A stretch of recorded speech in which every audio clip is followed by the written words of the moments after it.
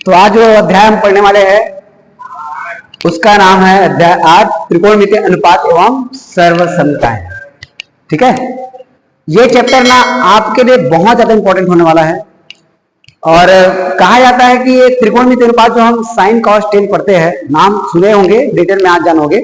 ठीक है, तो जो साइन कॉस टेन आप पढ़ने वाले हो वो कहाँ यूज होता है, इन सबको हमारे कोर्स से हटा देना चाहिए।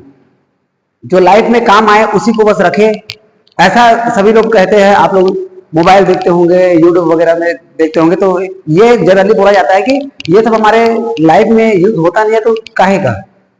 तो साइन कॉस टेन का उपयोग हमारे लाइफ में है।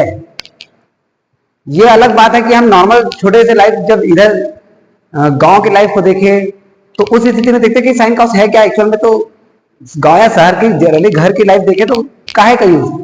लेकिन जब आप ऊंचाई एवं दूरी पढ़ेंगे कक्षा 10वीं में, तो वहां पर आपको एक्चुअल समझ में आ जाएगा कि ये त्रिकोणमितीय अनुपात का यूज है हमारे लाइफ में। ठीक, जब बड़े बड़े प्लांट बनता है, ठीक है, या बड़े बड़े बिल्डिंग्स बनती है, तो वहां पर कितने ऊंचाई पर कोई लोग खड़े हैं या कितने दूरी पर कोई व्यक्ति खड़े हैं, वो साइन कॉस टेन के हिसाब से ही पता चल जाता है।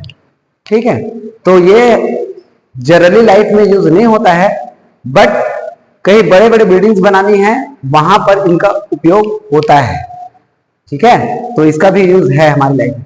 जब आप इंजीनियर बन जाओगे ना, मैथ से लेके पढ़ोगे मान लो, और इंजीनियर बन जाओगे, तो वहां पर आपको समझ में आएगा ये साइन कॉस टेन है क्या, मतलब लाइफ में यूज हो रहा है कि नहीं, पता चल जाएगा। ठीक, तो फिलहाल आज इतना समझिए कि ये जो त्रिकोणमितीय अनुपात है, इसमें आप टोटल 6 प्रकार का अनुपात पढ़ने वाले हो। आज फिलहाल पढ़ेंगे हम 3 प्रकार का अनुपात, 3 प्रकार के बाद कल और 3 प्रकार के अनुपात, उसके बाद टोटल 6 अनुपात को हम पढ़ेंगे। लेकिन आप पहले ये समझ लीजिए, जो त्रिकोणमितीय अनुपात लागू होगा वो लागू होगा समकोण त्रिभुज में। किसमें लागू होगा? समकोण। याद रखे रहना, त्रिकोणमितीय अनुपात किसमें लागू होता है? समकोण त्रिभुज। तो सबसे पहले आपको मैं एक चीज बता दूं कि ये जब हम त्रिकोणमितीय अनुपात पढ़ने के लिए समकोण त्रिभुज प्राप्त करते हैं, क्योंकि ये समकोण त्रिभुज में लागू होता है, तो समकोण त्रिभुज इस तरीके से दिखता है, ऐसे दिखता है ना, जिसमें एक कोण कितना अंक का होता है? 90 अंक। पता है कि नहीं पता है? समकोण त्रिभुज में एक कोण कितना अंक का होता है? 90 अंक। तो ये जब हम नॉर्मल से देखें ना, तो ये हमको कहेंगे भाई इसकी भुजाएं क्या है? AB, BC और AC। लेकिन जब समकोण त्रिभुज हम नामकरण करें और त्रिकोणमितीय अनुपात की बात करें, तो हम इन भुजाओं को स्पेशली नामकरण करते हैं। क्या करते हैं? नामकरण। मतलब इसकी भुजा AB, BC और AC का स्पेशली नाम रहता है, और उन नाम को हम क्या क्या कहते हैं उसको समझना है। सबसे पहले बड़ी भुजा को हम कहते हैं कर्ण। क्या कहते हैं? याद रखे रहना, सबसे बड़ी भुजा को हम क्या कहते हैं? कर्ण। जो नीचे में है उसको क्या कहेंगे? आधार। जिस पर ये त्रिभुज खड़ा है उसको हम क्या कहेंगे? आधार। और जो भुजा खड़ा हुआ है उसको हम कहते हैं लंब। 3 नाम याद हुआ? पहला सबसे बड़ी भुजा को क्या कहेंगे? कर्ण। नीचे वाली भुजा आधार, और जो भुजा खड़े हुए है उसको क्या कहेंगे? लंब। इतना क्लियर हुआ? अब बात करते हैं हम वो 3 त्रिकोणमितीय अनुपात का जो आज हम पढ़ने वाले हैं। पहला नाम जो आने वाला है वो है साइन। क्या आने वाला है? साइन। याद रखना, कई लोग इसको हम हिंदी अपने हिसाब से जब पढ़ते हैं ना, तो एस का सा, आई का ई के मात्रा मतलब सी रे, और एन का ना, तो क्या पढ़ते हैं? सी। जब किसी को पढ़ाओ ना इसको, तो क्या पढ़ेंगे? सीन। तो वो सीन नहीं करना है, ये क्या है हमारा? साइन। साइन का हिंदी नाम होता है ज्या। ज्या क्या होता है? उसके बाद आएगा आपके पास कॉस। क्या आएगा? कॉस। कोस मत पढ़ लेना इसको ना, ये क्या रहेगा हमारा? कॉस। कॉस का हिंदी नाम होता है कोज्या। कोज्या क्या होता है? कोज्या। कोचिया नहीं, ये बोल रही है हमारे गांव में सब्जी बेचे लाते थे, कोचिया कहा करेगा? कोज्या रे, कोज्या। क्या? कोज्या। घर जाके नम्रता बता रही है अपने घर में, मम्मी मम्मी आज बनना कोचिया पड़े वो बोले। तो साइन जो है वो क्या है, ज्या। कॉस जो है वो क्या है, क्या है, अभी भी निशा बोल रही कोचिया कोचिया कोचिया। चलो अगला जो नाम पढ़ने वाले वो क्या है, टेन। टर्न मत पढ़ लेना, ये क्या है, टेन। इसका नाम होता है स्पर्श ज्या। तो पहला हमारा त्रिकोणमितीय अनुपात क्या है, साइन, दूसरा कॉस, तीसरा टेन। साइन का हिंदी नाम क्या है, ज्या, कॉस का कोज्या और टेन का स्पर्श ज्या। अब यहां पर बात आता है कोण का। तीन त्रिकोणमितीय अनुपात याद हो गया ना, क्रम से इसको याद रखना ना। पहला क्या रहेगा, साइन, दूसरा कॉस, तीसरा ten. Sine cos tan, sine cos tan. हाँ हो गया, हो गया। तो साइन कॉस टेन। अब हमारे पास बात आता है कोण। तो यदि हम कहें कि इस त्रिकोण समकोण त्रिभुज में यहां पर बन रहा है कोण, क्या बन रहा है, कोण, और इस कोण को हम दर्शाते हैं थीटा से। किससे दर्शाते हैं, थीटा से। अब जो नया चीजें होने वाली उसको समझना। कोण जो बन रहा है उसको हमने किससे दर्शाया, थीटा से। और जो थीटा बनेगा, जहां पर कोण बनेगा, उसके सामने वाले भुजा को ही हम कहेंगे लंब। कोण के सामने वाली भुजा को क्या कहेंगे, लंब। तो यहां पर कोण का नामकरण हमने क्या रखा, थीटा। तो उसके आधार पे ये हो गया हमारे पास साइन थीटा, उसके बाद आ गया कॉस थीटा, और उसके बाद आ गया टेन थीटा। अब टोटल साइन कॉस टेन को हम क्या पढ़ेंगे, sine theta, cos theta, tan theta. समझ में आया। जहां पर भी कोण बनेगा उसके सामने की भुजा क्या कहलाएगा, लंब। और सबसे बड़ी भुजा तो फिक्स है, क्या है ये, कर्ण। और नीचे वाली भुजा अभी के स्थिति में देखें तब क्या है, आधार। लेकिन जब हमको समकोण त्रिभुज मिले ए बी सी और कह दे कि थीटा यहां पर नहीं बन रहा है, थीटा यहां पर बन रहा है, तो ये भुजा बल्कि ये नीचे में है, लेकिन अब ये किसका काम करेगा, लंब का। नहीं असल में थीटा के सामने वाली भुजा या कोण के सामने वाली भुजा लंब। सबसे बड़ी भुजा ये फिक्स है, ये क्या रहेगा हमेशा, कर्ण। बदलेगा लंब और आधार बन। तो यहां पर थीटा बन रहा है, मतलब यहां पर कोण बन रहा है, तो इसको हम क्या कहेंगे, लंब। और जो कर्ण के साथ वाली भुजा है या जहां पर कोण बन रहा है उसके साथ वाली भुजा, ये क्या कहलाएगा, हमारा आधार। नहीं है। तो आप हमेशा ये मत रखना कि ये भुजा खड़े हुए हैं मतलब यही लंब रहेगा, ऐसा कोई जरूरी नहीं है। जहां पर थीटा बनेगा या जहां पर कोण बनेगा उसके सामने की भुजा क्या रहेगा, लंब। चाहे वो भुजा नीचे में ही क्यों ना हो, आपको उसको लंब मान के चलना है। किसके सामने की भुजा को, कोण के सामने की भुजा। समझ आया। कभी कभी ऐसा होता है कि हमको ये जो त्रिभुज दिया ना उसके आधार पे कभी कभी सी को कोण बना दिया जाता है, कभी कभी ए को। अब आपके दिमाग में ये चले जा रहा है कि भाई ये भुजा खड़ी हुई है, मतलब ये क्या है, हमारा लंब। और हमने कोण कहां पर बना दिया है, ए पर। तो ये लंब का काम करेगा क्या, नहीं करेगा। लंब का काम कौन करेगा, नीचे वाली भुजा। बल्कि वो नीचे में है, बल्कि वो आधार में है, लेकिन उसको हम क्या मान के चलेंगे, लंब। क्या बोला, समझ में आया। और एक बात, हर बार आपको कोण थीटा मिलेगा कोई जरूरी नहीं है। कभी आपको अल्फा मिल सकता है, कभी आपको बीटा मिल सकता है, कभी आपको ए मिल सकता है, कभी आपको बी मिल सकता है। मतलब साइन थीटा कॉस थीटा हर बार मिले जरूरी नहीं है। थीटा का मान मतलब कोण का मान परिवर्तनशील रहता है, वो बदलते रहता है। क्या बोला, समझ में आया। तो साइन ए हो जाएगा, कॉस ए हो जाएगा, टेन ए हो जाएगा। हो सकता है साइन सी हो जाए, साइन कॉस सी हो जाए, टेन सी हो जाए। मतलब कोण फिक्स नहीं है, ये बदलता रहेगा। ठीक है। तो इस तरीके से आपको समझ में आ गया होगा कि लंब किसको मानना है और आधार किसको मानना है। कर्ण तो फिक्स है, सबसे बड़ी भुजा क्या कहलाएगा, हमारा कर्ण। और लंब कौन सी भुजा कहलाएगा, शाबाश। कोण के सामने में जो भी भुजा बनेगा वो क्या कहलाएगा, लंब। क्लियर है यहां तक। अब सबसे मेन बात जो आता है इसके लिए फार्मूला की।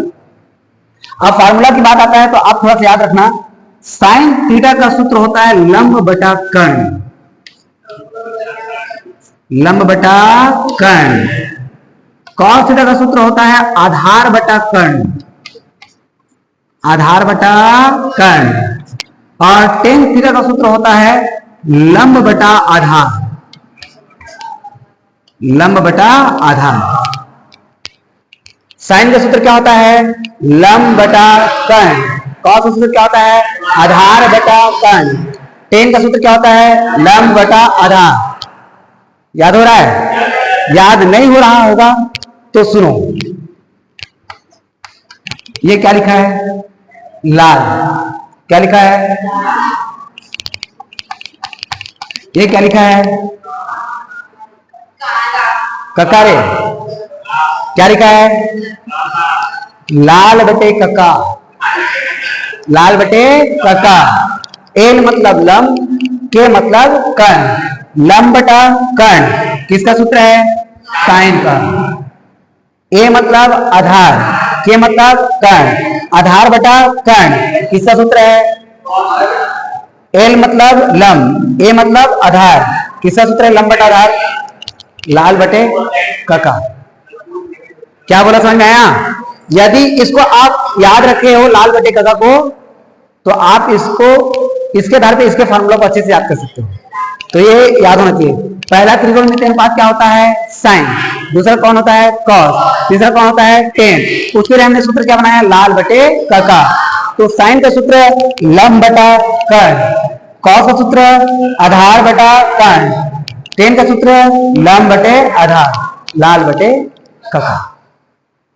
तुम्हारे चाचा वाला कका नाम है ये, पता चला थे? पापा जैसे बोले मम्मी जैसे बोले जाके हम कोशिया पढ़े इनकी के, अब जाके चाचा यहाँ कका तो हम पढ़े हैं ना, तो ये भी ना हो, ठीक है। तो लाल बटे कका इनका सूत्र पता चल रहा है। आपने साइन कॉस टेन के बजाय याद कर लिए किसको कॉस साइन टेन याद कर लिए, और याद किए जा रहे थे लाल बटे कका, लाल बटे कका, लाल बटे कका, और क्रम को आपने याद कर लिए कैसे कॉस साइन टेन। अब कॉस का सूत्र क्या बता रहे लाल मतलब एल का, कका मतलब के का, लंब बटा कर्ण किसके लिए आ रहा है कॉस के लिए, क्योंकि आपने क्रम को इति कर दिया है। तो आप क्रम को भी याद रखना, पहले कौन रहता है साइन, दूसरा कौन रहेगा कॉस, उसके बाद कौन रहेगा टेन, उसके आधार पर ही कौन फिट होगा लाल बटे कका। तो ये लंब बटा कर्ण किसके लिए साइन के लिए, आधार बटे कर्ण किसके लिए कॉस के लिए, लंब बटे आधार किसके लिए टेन। फॉर्मूला याद हो जाएगा। यदि याद नहीं रहेगा तो ये आपका मूल मंत्र याद रखे रहना लाल बटे कका को, और क्रम को याद रखे रहना साइन कॉस टेन। इनके आधार पर हमारा पहला प्रश्न अभी बनने वाला है, तो पहले आप इसको लिख लीजिए, उसके बाद से ना मानिएगा, ठीक। चलो प्रश्नावली 8.1, 8.1 में एक ही प्रश्न है, उस एक प्रश्न के आधार पर बाकी सब प्रश्न बनना है। मतलब एक ही प्रश्न के अंदर 3-4 प्रश्न होंगे। एक प्रश्न को अच्छे से समझना, उसके आधार पे आप बाकी सबको आप लोग बना के दिखाओगे, ठीक है। बताइए एक प्रश्न क्या कह रहे हैं पहले उसको बताओ।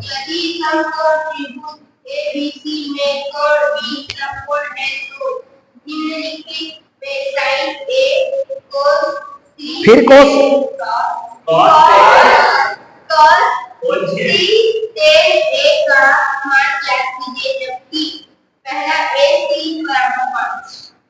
और AB बराबर 3, BC बराबर 4। अच्छा सुनो अभी इधर बात है ना, प्रश्न में हमको एक समकोण त्रिभुज दिया है। समकोण त्रिभुज दिया मतलब पहले तो आप समकोण त्रिभुज बना ही लेना, हर प्रश्न में बना लेना।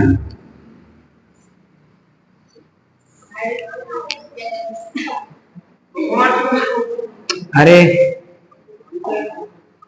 समकोण त्रिभुज में कहां पर समकोण बन रहा है, कौन से कोण पे देखो, कौन से कोण पे समकोण बन रहा है बोला है बी पर। मतलब ये फिक्स हो गया कि जो 90 अंश का कोण बना रहा है वहां पर हमको क्या रखना है बी को। समझो बात, गलत नामकरण हुआ तो फिर क्वेश्चन नहीं बन पाएगा। बी को 90 अंश पे रखने के बाद दो बिंदु और बच गया है, एक है ए और एक है सी। तो ए और सी को आप कहीं भी रख सकते, चाहो तो यहां पर रख दीजिए, चाहो तो यहां पे रख दीजिए। गलती से ए को यहां पे मत रख देना 90 अंश पर। समझ में आ रहा है मैं क्या कह रहा हूं? तो आपको ए और सी कहीं भी रख सकते हैं, लेकिन 90 पर किसको रखना है? केवल डी को। ठीक है, अब इसके आधार पे हमको मिल गया समकोण त्रिभुज। अब आपको ये बताना है कि ये कौन सी भुजा है, ये कौन सी भुजा है, ये कौन सी भुजा है।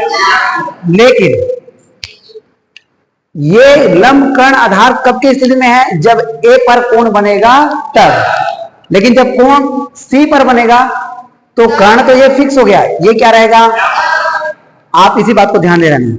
एक बार कोण ए पर बन रहा है और एक बार कोण सी पर बन रहा है, तो जब सी पर की बात आएगा उसके आधार पर लंब और आधार की डिसीजन लेंगे आप, और जब ए पर कोण बनेगा तो उसके आधार पर लंब और आधार का डिसीजन करेंगे आप। क्या बोल रहा हूं, समझ में आ रहा है बात? देखो, ये जो हमको क्वेश्चन नंबर फर्स्ट मिला है, इसमें ए बी का मान कितना दिया? देखिए, नामकरण करते हैं। ए बी का मान 3, बी सी का मान 4 और ए सी का मान।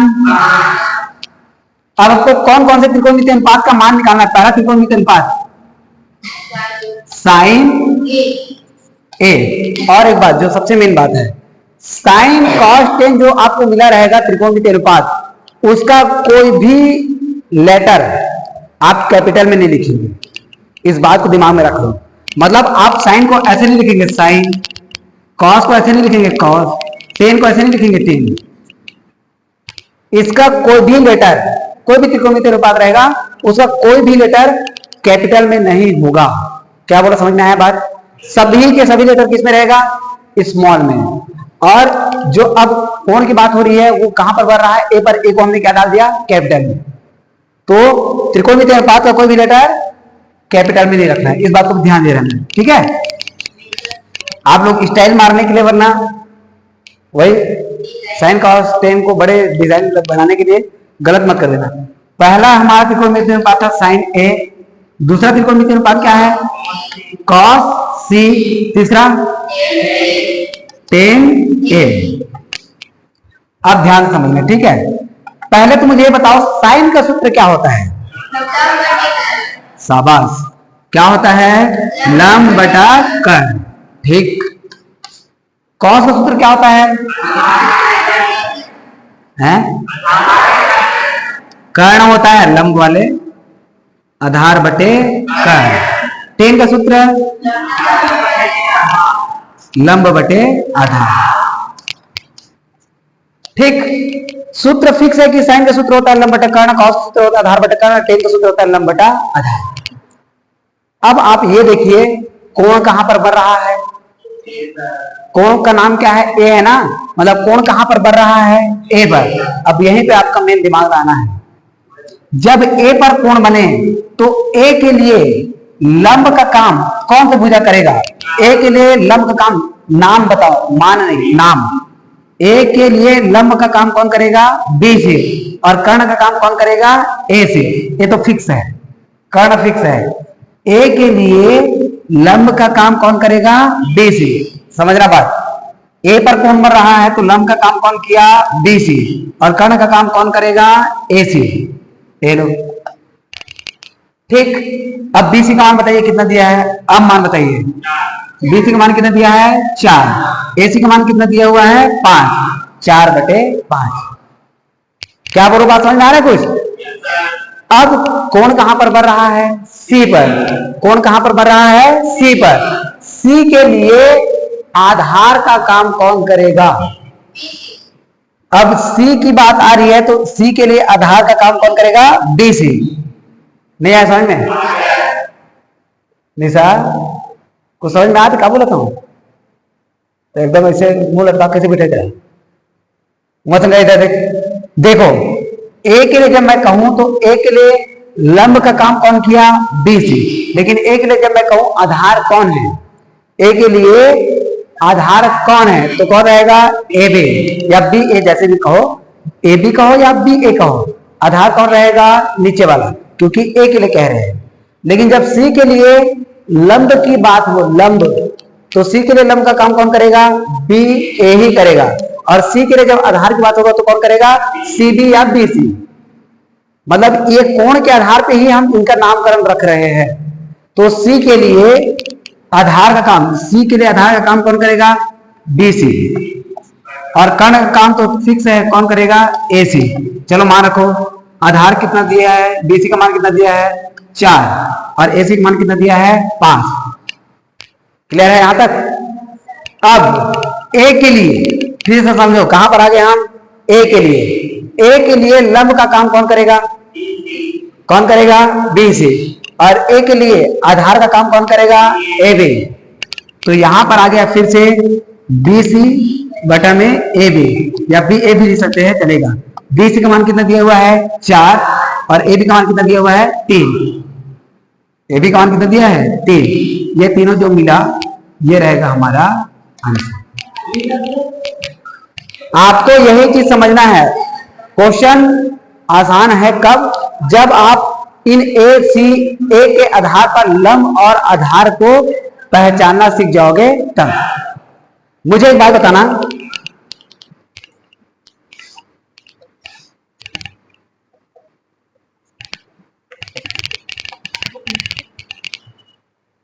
PRQ हमारा समकोण त्रिभुज है। Q के आधार पे आधार का नाम क्या है? Q के आधार पे आधार का नाम, हाँ, इस Q के कौन बन रहा है किस पर? Q पर। तब Q के लिए आधार का काम कौन करेगा? शाबाश, कौन करेगा? और इस P के लिए लंब का काम कौन करेगा? कौन करेगा? समझ में आ रहा बात?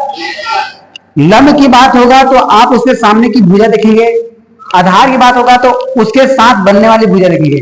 बड़ी भुजा तो एकदम फिक्स है कि हम उसको क्या कहेंगे? कर्ण। जो बदलेगा वो केवल बदलेगा कौन? लंब और आधार। तो लंब कौन होगा? जो कोण बन रहा है उसके सामने वाली भुजा, और जो कोण जिस भुजा में बन रहा है वो क्या रहेगा? आधार। अब ये नहीं है कि कोण तो इसमें भी बन रहा है, तो ये हो जाएगा हमारा आधार। ऐसे मत कह देना, ये बड़ी भुजा क्या होता है? हमेशा कर्ण। इसीलिए कभी भी जब कोण बनेगा ना तो 90 अंश वाले तक कभी भी कोण देखने को नहीं मिलेगा। यहाँ पर भी देखिए, A पर दिखा यहाँ पे और C पर दिखा यहाँ पे, कहीं पर भी दिखेगा क्या कि 10 D का मान बताओ? क्योंकि ये फिक्स है कि B के सामने वाली भुजा क्या रहता है? कर्ण। मतलब 90 अंश वाले जो कोण है उसके सामने की भुजा हमेशा क्या रहेगा? कर्ण। ठीक है, और अन्य जो भुजा बच जाता है वो होता है लंब और आधार। क्या क्या बोल रहा हूं, बात समझ में आ रहा है? तो आपको अब समझ में आ गया ना किसको लंब दर्शाना है, किसको कर्ण दर्शाना है। हर एक जो कोण है उसको आपको ये बनाने से पहले बनाना पड़ेगा चित्र, और इस चित्र में आप मान रखोगे पहले, उसके आधार पे ये आएगा। कर लोगे? तो बाकी सब क्वेश्चन आप लोग करके आओगे।